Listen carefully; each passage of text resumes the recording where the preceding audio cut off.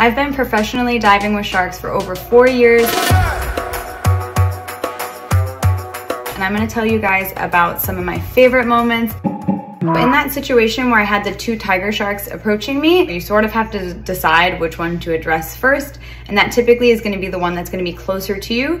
And you can actually use your hand to push and maneuver that shark into the other one that is approaching you. Of course, I would never recommend anybody to do this in any situation without someone that is trained. Strange things have happened here, stranger would. The worst thing you could do would be to swim really fast. If you splash and run away like this, it mimics prey, which will cause the shark to be a lot more interested in you, which you can see because the shark continues to follow me here.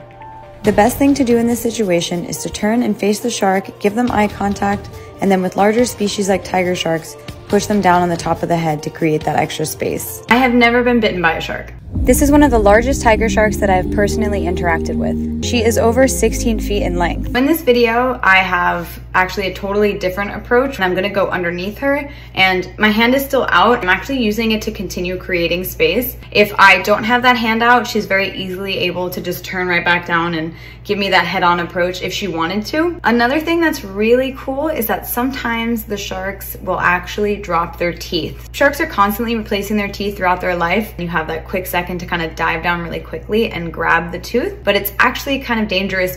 As I'm diving down, I reach for it with my GoPro and then I'm able to scoop it up with my hand. When you swim down fast like this, sharks often react because they think you're chasing something exciting.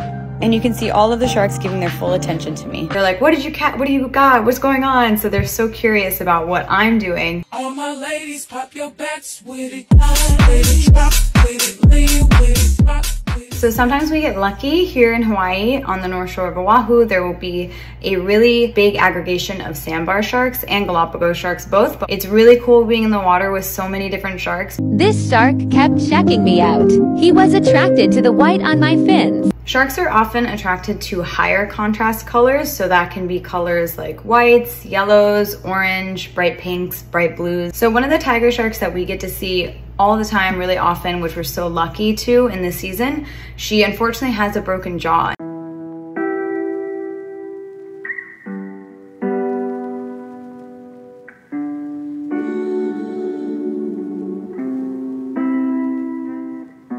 This jaw injury is from some type of long line or commercial industrial fishery. When they are tangled like that and the line is caught on their jaw, you can actually see them fight so hard that they actually will break their own jaw. Unfortunately, we do often see sharks that have negative impacts from humans. Here you can see a shark that has a hook fully lodged in his jaw, but some can take years to fully fall out. Or we'll see sharks with the fishing line. Here you can see me reaching for the fishing line behind this Galapagos shark, and I'm actually able to cut quite a bit off of it.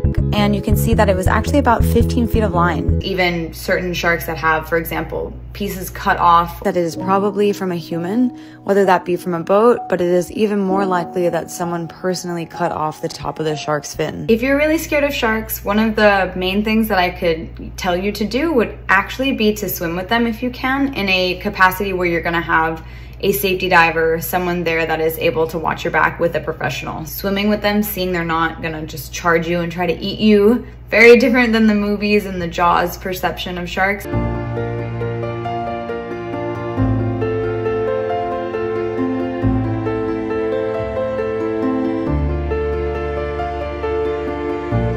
Five to 10 people killed by sharks every year. So really the sharks should be the ones to fear humans.